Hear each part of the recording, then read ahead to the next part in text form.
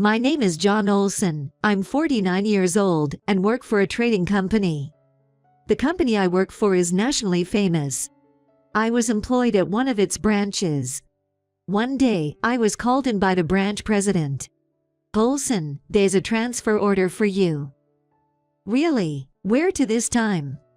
It looks like they want you back at the headquarters. I see. I've just started to build good relationships here after 2 years. I'm going to miss you too, but it's an order. First, you need to go to the headquarters and meet your new boss. So, I found myself walking through the headquarters main entrance again after 2 years. Everything was as clean as always, making me forget it had been 2 years. I waited in a conference room for my new boss at the headquarters. But no one showed up even after the appointed time. About 30 minutes past the time, a woman entered the room. "Ah, you must be Mr. Olson. I'm Mary Emerson, the HR manager. Nice to meet you." I expected an apology for being late, but instead, I just bowed without saying anything. "You know, it's not too late to turn down this position at the headquarters." "What do you mean?" When I asked, Manager Emerson laughed mockingly. "People like you won't cut it at the headquarters. Maybe you should have stayed comfortable at the lower level branch." Her words gave me a headache. What's with her? "No, I intend to do my best at the headquarters." Manager Emerson snorted in dissatisfaction. Despite my heavy heart, my return to the headquarters was scheduled. A month later, my first day back at the headquarters arrived. Ideally, I would have had some training at the headquarters during this period. But I was too busy with work and handovers at the branch, leaving no time for meet and greets. So, I was a bit nervous about starting work without any preparation. Yet, I was also happy to be back at the headquarters. With these mixed feelings, I entered the headquarters. Instead of heading straight to the office, I waited in the conference room for Manager Emerson. We were supposed to go to the office together. Today, Manager Emerson arrived on time.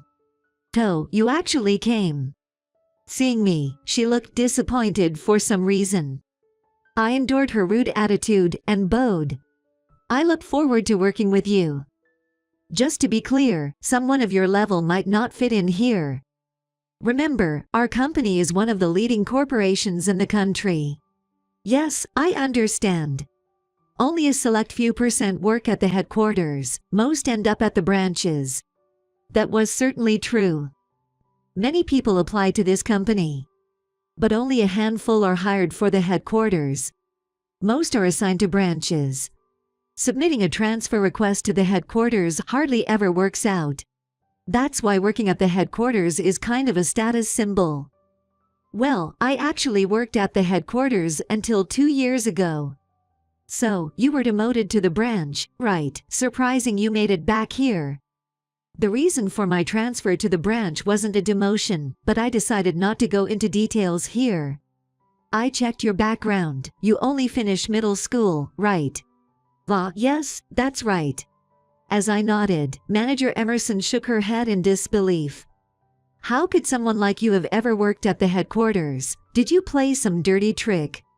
"No, that's not the case. Without some trickery in the recruitment process, there's no way someone who only finished middle school could work at the headquarters." Manager Emerson confronted me with a fierce demeanor. "No, I didn't. I passed the exam fair and square. Please don't make baseless accusations." "Humph, I'll definitely find something on you." Looks like I've caught the attention of a difficult person. "By the way, my daughter also works here." "Oh, I see. How do you know?" "Oh, well, I've heard some rumors." Hearing my answer, Manager Emerson looked pleased. "Oh really? My daughter's quite famous around here. She's my pride and joy, truly exceptional." And just like that, with her mood brightened, Manager Emerson led me to the office. Finally, I was able to enter the HR office. But things were far from over. At the morning assembly, I stood in front of the HR employees. Manager Emerson introduced me. "This is John Olson. He's joining our department starting today." I look forward to working with you. As I bowed, the employees awkwardly returned the gesture. Then Manager Emerson smirked. This guy's a middle school dropout, so feel free to treat him like a servant. That's about all he's good for, she said, laughing. I slowly raised my head. Please, treat me well. As I said this, the employees looked around nervously. Then, an older employee hesitantly spoke up. Ma'am, about him. What about it? The employee looked at me as if seeking permission. So, it's already known. I stopped the employee and spoke up. Sorry, manager, I haven't properly introduced myself yet. Middle school dropout John Olson, isn't that enough, Haga? Manager Emerson said, laughing again. No, there's something I haven't mentioned. I said that and handed out my business card. I'm John Olson, serving as an audit officer. Please keep me in mind. An audit officer? Yes. As I smiled broadly, Manager Emerson's expression stiffened. She looked around to gauge the reaction of others. No way, I've never heard of such a thing. There's no way you could be an audit officer. Why are you so sure it's not true? I really am an officer. If you doubt it, feel free to check with your superiors. As I said this confidently, Manager Emerson looked confused. I had hoped to keep this under wraps. After all, conducting audits is my job. I should have sworn everyone to secrecy beforehand. Hearing this, the employees bowed their heads. I'm so sorry. No, it's not you I'm talking about. I mean, it's natural for everyone in HR to recognize me since I was here until 2 years ago. I'm regretting my own lack of foresight. The employees looked relieved at my words. Why is everyone acting like he really is an audit officer? You all aren't conspiring to trick me, are you? Why would we do that? What benefit would there be in that? I argued, but Manager Emerson refused to believe. How can a middle school dropout become an audit officer in a big company like ours? It's absurd. She laughed again. Let me explain. This John Olson, the audit officer, scored top marks in the entrance exam. But Manager Emerson laughed. My daughter did that too. Does that mean she should be an officer right away? No, at the time, Audit Officer Olson was only 15 years old, yet, he outperformed many college graduates. That's what makes it impressive. What, so, he's just a bit good at studying? It's not just about studies. The audit officer was immediately effective in the sales department. He single-handedly established connections with our most important Chinese business partners from scratch. It's not an exaggeration to say that he helped make our company one of the top ones in the country. The audit officer has numerous other achievements as well. The employee was passionately explaining my achievements. It was embarrassing, but necessary to prove my position. As the employee spoke, Manager Emerson's complexion worsened. Recognized for these achievements, he became the youngest ever appointed audit officer. Finally, Manager Emerson seemed to accept the truth about me. So, your transfer to the branch 2 years ago was also because... Yes, it was for my auditing duties. Excuse me, but what exactly does an audit officer do? My role is to rectify any misconduct among employees. Of course, that includes investigating even the president and others. I can't go into details, but there were certain reasons for going to the branch. As I explained, Manager Emerson bowed her head quickly. I'm truly sorry for the numerous improprieties. Well, that's okay. Just remember not to judge or evaluate people based on their education. It benefits no one. Yes, I will take that to heart. With that, Manager Emerson slowly raised her head. But, why has an audit officer like yourself come to our HR department? I sighed, realizing there was no avoiding it. Of course, for auditing purposes, and it happens that this HR department is the subject of the audit. My statement caused a stir among the HR staff. Then Manager Emerson was the first to object. Wait, there's nothing wrong with our HR department. I calmed the buzzing employees. Calm down, I'm not saying there's a problem with the entire HR department. Then what do you mean? It means the subject of the investigation is within HR. Manager Emerson furrowed her brows. You mean? It's you, Manager Emerson. She widened her eyes in surprise. What have I done to deserve this? Don't say such nonsense. I've reflected on judging people by their education alone, and vowed never to do it again. Of course, it's not just about that. I wouldn't be here for just that reason alone. I'll discuss this matter with you alone from here on. Everyone else, please return to your work. After my words, the employees returned to their tasks, still buzzing. Manager Emerson and I moved to a separate room to continue our conversation. What was that all about? Manager Emerson glared at me, her face red with anger. I was approached by the sales department manager with a concern. There's a troublesome employee in the sales department. Her name is Nicole Emerson, your daughter. As I mentioned this, Manager Emerson quickly averted her gaze.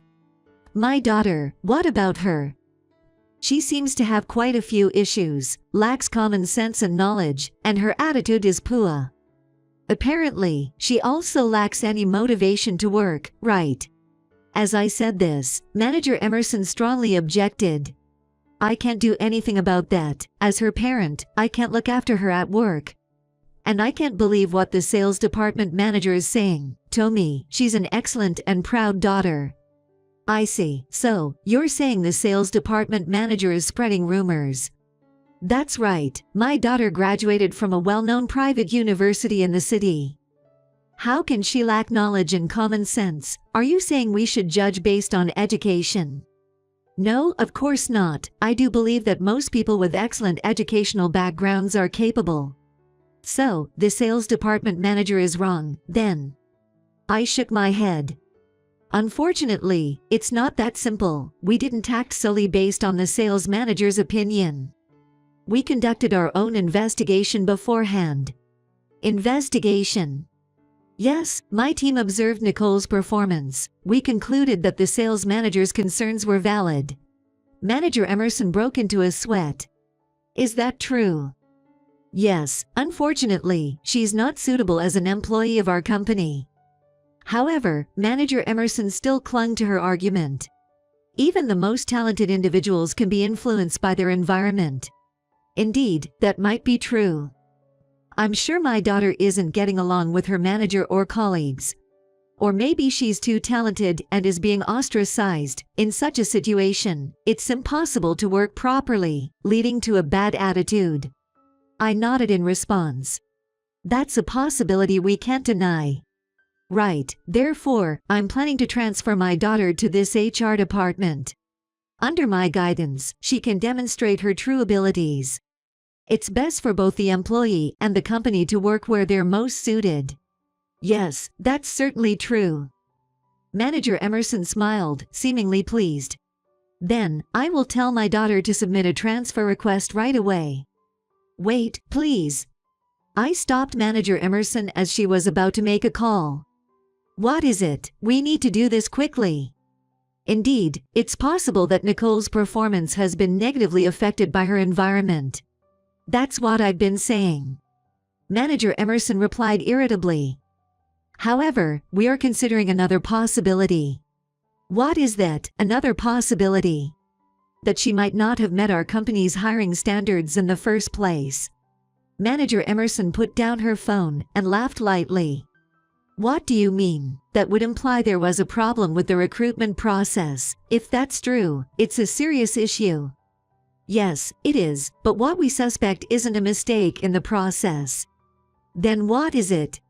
We believe there might have been misconduct. Excuse me, do you realize what you're saying? Misconduct in the recruitment process? That's impossible. Manager Emerson's eyes widened in anger. I will not tolerate any further insults to my daughter. Of course, I'm not making baseless claims. There are inexplicable facts that point to this. What are they? In the process of investigating Nicole, we discovered her level of knowledge is alarmingly low. It's doubtful she even has a college education. I pulled out some documents.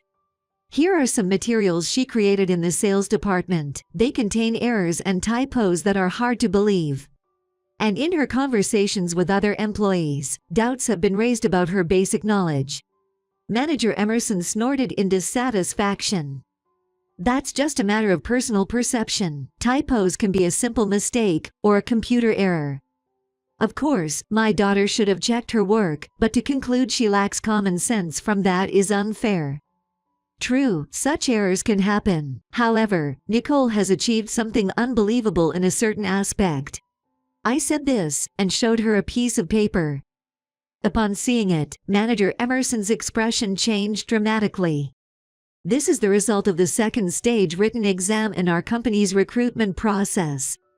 Look at this. Nicole scored higher than anyone else. The person in second place, he graduated from a national university in the city. Nicole outperformed him significantly. Manager Emerson stared at the document, struggling to find words. For the test, my daughter studied hard and prepared for the interview. That's the result of her efforts. If so, that's commendable. But are you suggesting all that knowledge just vanished after joining the company? That's hardly conceivable, isn't it? Then what are you trying to say? She did achieve excellent results in the test. That's a fact. That's why we suspect there was misconduct. I stated firmly. Even if you say misconduct, what could my daughter have possibly done? Nicole couldn't have done it alone. But a manager in HR could certainly convey test content and interview points to their daughter, right? As I said this, Manager Emerson's face turned pale. There's no way I would do such a thing. It's indeed hard to believe. I continued, as Manager Emerson smirked. Look, I don't know what you're trying to do as an audit officer, but do you have any evidence? Evidence, you say? Yes, you've been talking freely, but it's all just your conjecture, isn't it? Is there any evidence? Evidence that I informed my daughter about the test content. I shook my head. Unfortunately, no evidence has been found. That's why I came to HR, hoping to find some, but it seems that won't be possible now. Manager Emerson laughed triumphantly. Don't worry, you won't find any evidence, because there's no such fact. I sighed deeply. I see, I didn't want to do this, but… What, you're still planning something? Without evidence, we have no choice but to prove it directly. Manager Emerson didn't seem to understand what I was saying. So, we will have Nicole retake the recruitment test, only the written exam this time. Upon hearing this, Manager Emerson's face drained of color. What, have her retake the test? Yes. That's unnecessary. She already passed the written exam. Why does she need to retake it? Because there's a possibility that she cheated, if she really got the top scores through her own ability. She should have no problem with the new test we've prepared. It's a different test, but at a similar level. What have we done? My daughter has been working properly. Unfortunately, she doesn't seem to have the will to work. It doesn't matter if she lacks knowledge or even if she cheated her way in, as long as she works properly. If that were the case, the sales manager wouldn't have consulted us. However, she lacks the most crucial thing, motivation. Manager Emerson looked at me resentfully.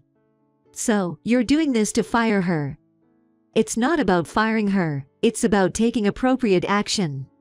We feel the problem lies more with you, Manager Emerson, than with Nicole. Me. Yes, if you, as the HR manager, used your position to get your daughter into the company. It's a matter of credibility for our company. We'll deal with this before it becomes public. What will you do? In the worst case, it's termination, for both Nicole and you. As I said this, Manager Emerson let out a small cry.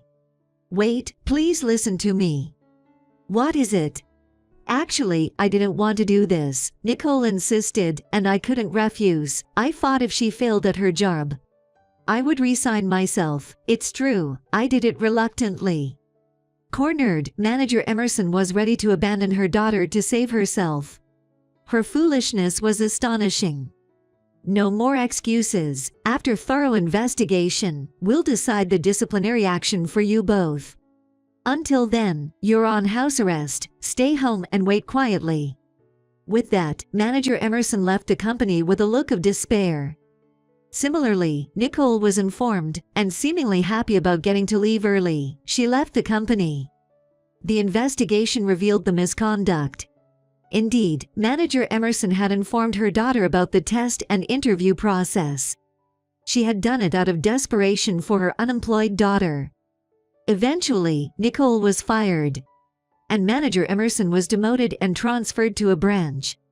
Although she worked earnestly at the branch, rumors had spread, and feeling uncomfortable, she resigned. She's now living on odd jobs. As for Nicole, she didn't look for another job and ultimately got disowned, left without a place to go. As for me, I continued my investigations as an audit officer. My contributions were recognized, and I was appointed as the vice president.